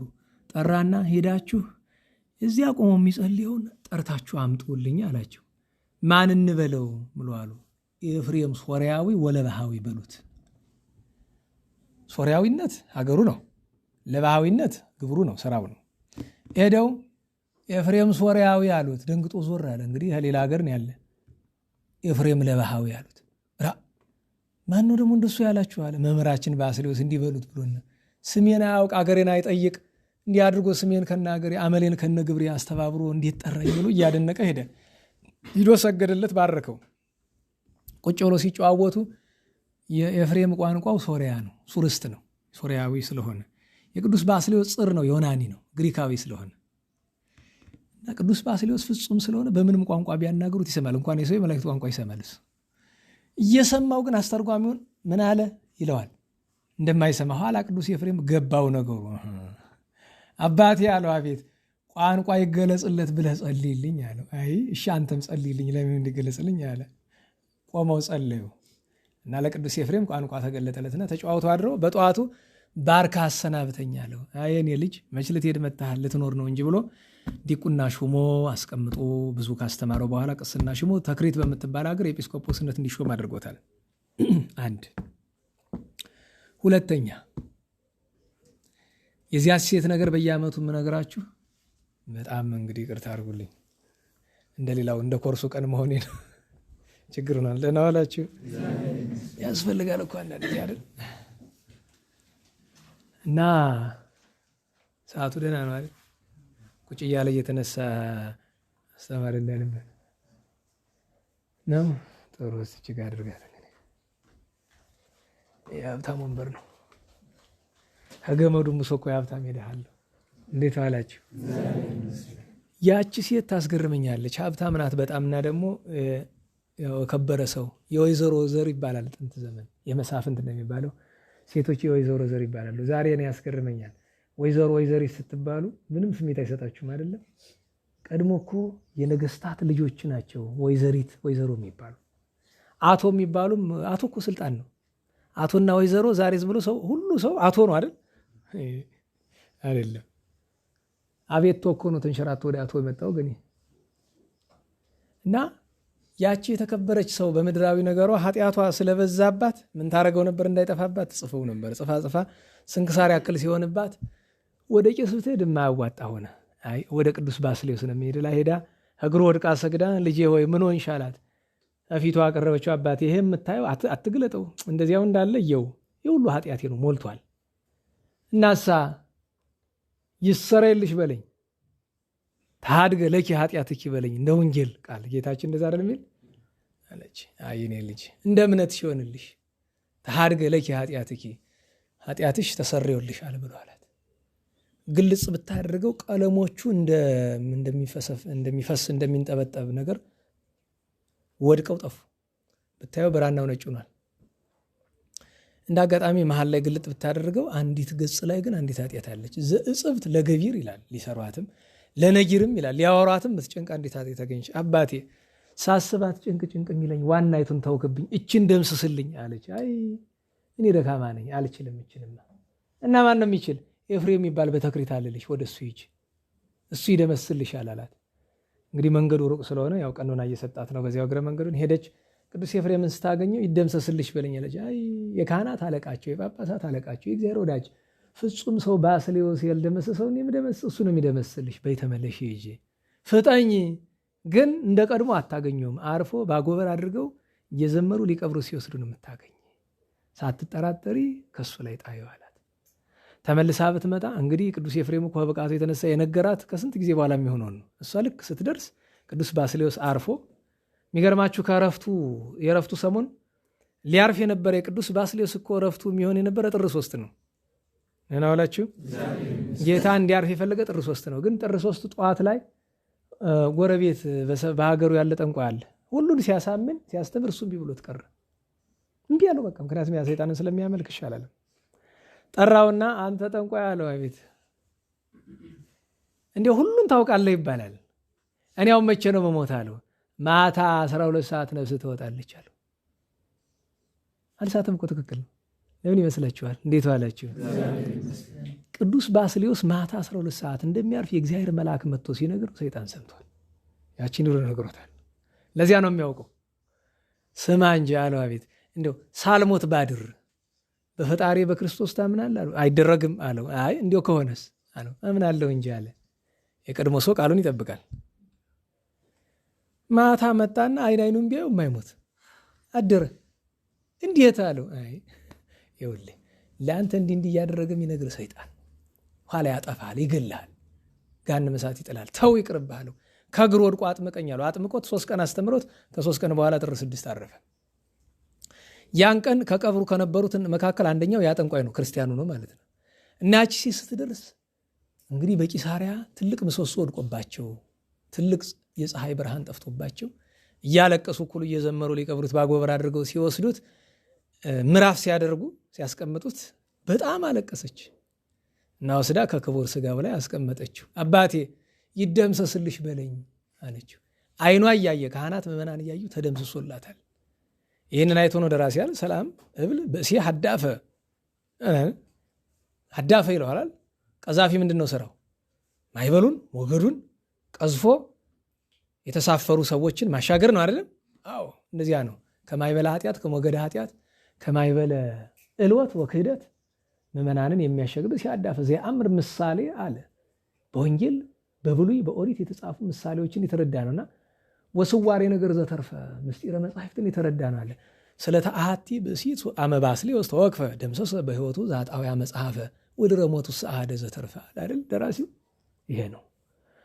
ሌላ ብዙ ምስጢር አለ፣ ብዙ ታሪክ አለ። ግን ይመሻል። እዚህ በላይ ቢተርኩት ሰዓቱ ይሄዳል እና ይሄ ታላቅ ሊቅ ቅዱስ ባስልዮስ ኑሮ ሰው ከሞት አይቀርምና እግዚአብሔር ያለው ቀን ሲደርስ ጥር 6 ቀን አርፎ በቂሳሪያ ተቀብሯል። እግዚአብሔር ቢፈቅድ ቱርክ ስንሄድ ማየት ከምንፈልጋቸው ነገሮች መካከል አንዱ እሱ ነው እና በምስራቅ ኦርቶዶክሶች ያከብሩታል፣ ግብፃውያንም ያከብሩታል። ለማክበር አያያዙን አላወቅንበትም እንጂ እኛም አክባሪዎቹ ነን። እግዚአብሔር መድኃኔዓለም በረከቱን ያሳድርብን። አባታችን ቅዱስ አባ ሙሴ ገዳማዊ፣ አባታችን አባ ወርክያኖስ፣ ኢትዮጵያዊ ጻድቅ አቡነ ተክለ ሃይማኖት። ተክለ ሃይማኖት ሲባል 3 ወይ 4 ተክለ ሃይማኖቶች ነው ያሉት። ሁለተኛው ተክለ ሃይማኖት የሚባሉት የትግራዩ ዛሬ ዓመታዊ ዕረፍት በዓላቸው ነው። የትምህርታችን ርዕስ እስከ መቼ በሁለት በደል ታነክሳላችሁ ነው። እንግዲህ የዚህ ዘመን ትልቁ በሽታ እሱ ነው። እስራኤል ያደረጉትን ሁሉ እያደረግን ነው። እስራኤል የጠፉበት መንገድ ውስጥ ገብተናል። እስራኤል ከጥፋታቸው ሁሉ ገናናው ጥፋታቸው ምንድን ነው? በአፋቸው ማንን እናመልካለን የሚሉ ምን? ኧረ ተናገሩ። በተግባር ግን የሚያመልኩ አጋንንትን ነበረ። ዛሬኛ እንደሱ አይደለንም።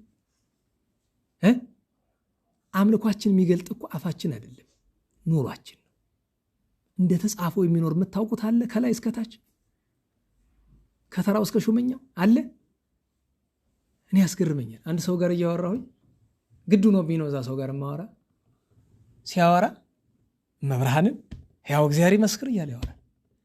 ያ ከመሆኑ ከ3 ቀን በፊት ከገዳም አባቶቻችን መጥተው ተጠንቀቅ አሉኝ። ምንድን ነው ስላቸው ሰይጣን ነው የሚያመልከው ሰውዬ በግልጽ ነገሮኝ ሄዱ። ጋኔን ነው የሰው አይደለም ብለውኝ ሄዱ በግልጽ። ነገ ከመጥፋቱ በፊት ብዙ ነገር ያጠፋል ብሎ ይሄ ሰው እኮ ነው ያው እግዚአብሔርን መብርሃንን ይላል። መጀመሪያ ነገር መማል ኃጢአት ነው። ሁለተኛ ነገር አስባችሁታል? እኔማ ለነገሩ ብያፊ ላይ ደርሱን የተመለሰ እኔ ያደርግለታል። አንዳንዱ እኔ ግራ ይገባኛል። ከዛ ሰውን ይሻላል እያልኩ አይደለም፣ እከፋለሁ፣ ለኃጢአቱ እከፋለሁ። እንደ ጻድቅ አክት ማድረግ ጥሩ አይደለም። እንደ እውነተኛ ሰው አክት ማድረግ ጥሩ አይደለም። ያልሆን ነው ትልቁ በደላችን እሱ ነው። ሁለተኛ በሁለት በደል የማነከሳችን መገለጫ በዓላት ናቸው። በተለይ ጥምቀት በሁለት በደል የምናነክስበት በዓል ነው። ጥምቀት በዓሉን የማን ነው የምንል? የማን ነው? ኧረ አይሰማም።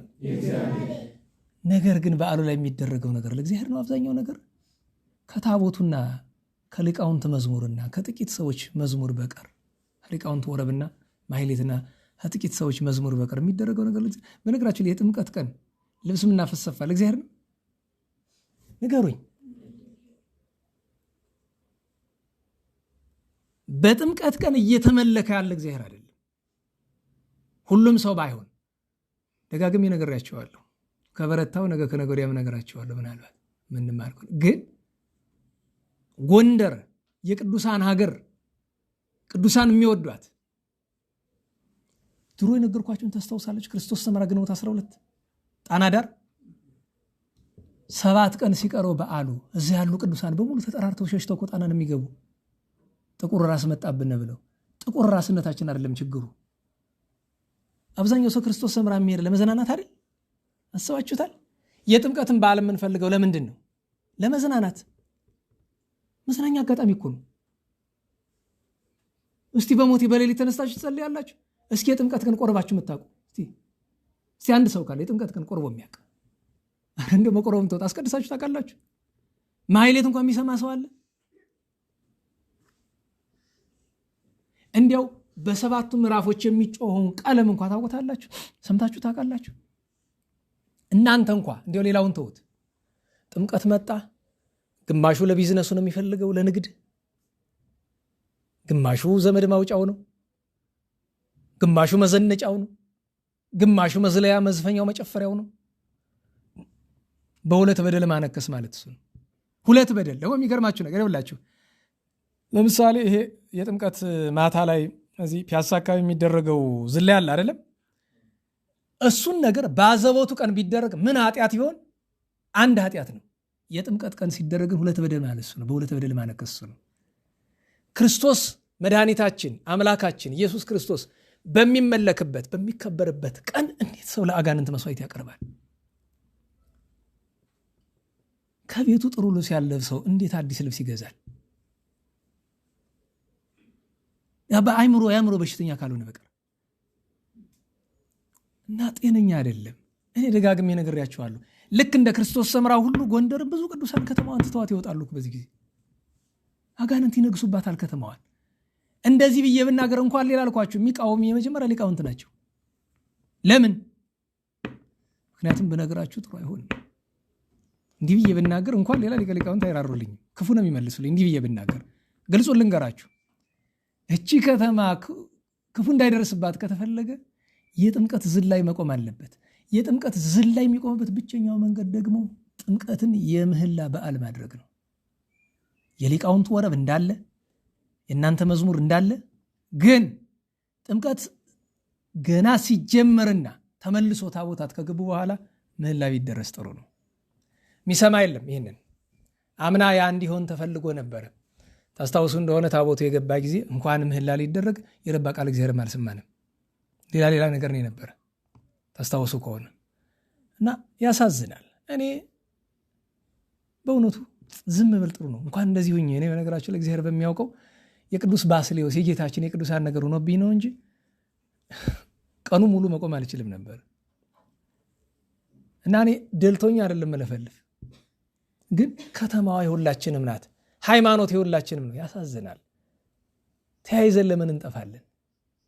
በሁለት በደል ማነከስ ትልቅ ጥፋት እኮ ነው። በግልጹ እኮ ጭፈራ ቤት ሄደው ኃጢአት የሚሰሩ ሰዎች እኮ ይሻላሉ የጥምቀት ቀን ከሚዘልሰው። እንዴት ከተማዋን ያጋንንት ከተማ እናደርጋት? ያውን በተቀደሰው በዓል እመቤታችን ድንግል ማርያም መታኛን በምትጎበኝበት በአመቱ በጋራ ማንም ሰው ከተሆኑ ወንደር ኖርክ ማንም ኖርክ ከተሆኑ እመቤታችንን በጋራ እንድትባርክ ለማግኘት እድል አታገኝም። ከነ ኃጢአቴ እመቤታችን እንድትባርክን እድል የምናገኘው ጥር 11 ቀን ነው እና ጥር 12 ነው። ይሄ እንኳን እንዲቀርብን አድርገናል። ደጋግሜ ነግሬያችኋለሁ። ቅዱሳን አባቶቻችን ሲመጡ ከተማው አላስገባት ብሎ ሳትገባ ስትመለስ አየናት ብሎ ስንት ቀን ነገሩ። ከዚህ በላይ እኔ በግልጽ እንዴት ልናገር? ይሄ እኮ ከባድ ነገር በዚህ ዘመን እንደሌላ ለተራ ሰው እኮ ይሄን መናገር ከባድ ነው። ለአምላክ እናት የማይሆን ከተማ እንፍጠር በበዓል ኧረ ለመታደል ነው። አያችሁ እስራኤላውያን ከሌላው ዓለም የተለዩ እድለኞች ነበሩ አልነበሩም? ንገሩኝ። ነበሩ አይደል? እድለኝነታቸውን ግን ተጠቀሙ አልተጠቀሙም? አልተጠቀሙ። ስለዚህ በእድለኝነታቸው ጠፉበት። ጎንደርም እንደዛ እንዳትሆን እዘኑ፣ አልቅሱ፣ ነቴን ተጠንቀቁ፣ እዘኑ፣ ጸሎት አድርሱ። ምህላ የጥምቀት ቀን ደግሞ ምህላ እንደማይደረስ ታውቃላችሁ አይደል? ተከልክሏል። የጥምቀት የልደት የትንሣኤ እንዳይደርስ ደግሞ ይኸውላችሁ መከራ በሚመጣበት ቀን መንፈስ ቅዱስ ምህላ አታድርሱ ተከልክሏል። ምህላ ተከልክሏል የሚል መጽሐፍ ያለ ይመስል አንሸራቶ እዚህ ቤት ታስታውሳላችሁ። አንድ ትልቅ አስተማሪ ተችቻለሁኝ አይደል? አስቸጋሪ ነው። አንዳንድ ሰው ትልቁ ነው እንኳ የእግዚአብሔርን ነገር ለማስተዋል ይቸገራል። እግዚአብሔር ምን ይላል? አንድ ሰው እኮ ከማስተማሩ በፊት በሀገር በቤተክርስቲያን ጉዳይ ላይ እኮ መጽሐፍ አገላብጠህ እኮ ማውራት የለም። መጽሐፉንም መናፍቁም ያገላብጠዋል፣ ዱርዬውም ያገላብጠዋል። መጽሐፍ ከማገላብጥ የሚቀድመው ነገር ምንድን ነው? እግዚአብሔርን መጠየቅ። ጌታዬ ሆይ በዚህ ጉዳይ ምን ብዬ ላስተምር? እመቤቴ እስቲ ንገሪኝ፣ ምልክት ስጭኝ።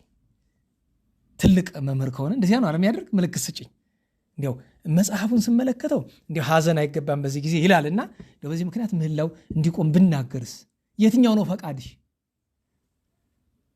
ቃል በቃል እኮ እግዚአብሔርም እመቤታችን ቅዱሳን ቢመልሱላቸው ምንድን ነው የሚሉ? ምህላው ይደረስ ፈቃዴ ነው ነበር የሚሏቸው። ይህንን በማውቀው ስለማቅ ብዬ ነው። ተራ ሰው በሆነ በዓል ነው ተብሎ ምህላ ይቀራል?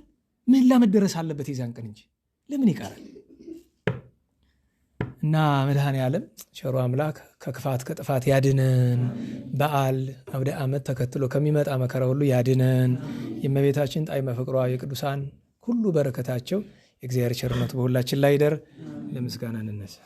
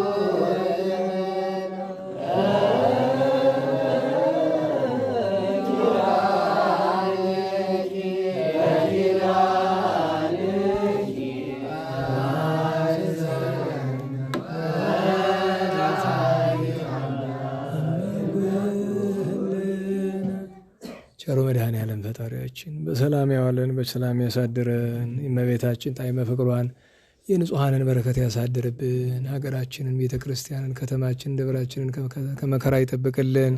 ስለ ንጹሐን ስለ ቅዱሳን ብሎ ዕድሜ ለንስሐ ዘመን ለፍስሐ ይንሳን። ከብርሃነ ጥምቀቱ በቸር ያደርሰን። በዓል ተከትሎ ከሚመጣ መከራ ይሰውረን። ከክፋት ከጥፋት ከገሃነመ እሳት ያድነን። ቸሩ መድኃኔዓለም ሰላም በዋለን ቸርነቱ ሰላም እንዲያሳድረን ቅዱስ ስሙን አቡነ ዘበሰማያት ብለን እንጥራ። ትምጻእ መንግሥትከ ወይኩን ፈቃድከ ከመ በሰማይ ከማሁ በምድር ሲሳየነ ዘለለ ዕለትነ ኅድግ ለነ አበሳነ ወጌጋየነ ከመ ንሕነኒ ንኅድግ ለዘአበሰ እግዚኦ ውስተ መንሱት እለ አድኅነነ ወባልሐነ ኩሉ እኩይ በሰላም ቅዱስ ገብርኤል ሰላም ለኪ ድንግል ወድንግል በእግዚአብሔር ጸባኦት ቡርክት አንቲ እምአንስት ወፍሬ ከርሥኪ ተፈሥሒ እግዚአብሔር ምስሌኪ ዛሬ በጸልይ ለነ ምሕረተ እማይስረ ለነ ኃጣውኢነ ተማይጸን ስብሐት ለወልድ ስብሐት ለመንፈስ ቅዱስ ይእዜኒ ወዘልፈኒ ወለዓለመ ዓለም አሜን። እንቅፋት ሳይመታን እሾህ ሳይወጋን ኃጢአት ሳይሰለጥንብን በደልም ሳይገዛን የብርሃን መላእክት በፊት በኋላ በቀኝ በግራ እየጠበቁን ለጊዜ ወደ የቤታችን ለፍጻሜው ተስፋ ወደምናደርጋት መንግሥተ ሰማያት ከተከፈተች ገነት ከተነጠፈች ረፍት ከአባቶቻችን ርስት ሁላችን በሰላም ያደርሰን። ነገ የስሉስ ቅዱስ ዓመታዊ በዓል ነው። ስብሐት ለእግዚአብሔር ልዑል ወለወላዲቱ ድንግል ወለመስቀሉ ክቡር ዕፀ ሣህል አሜን።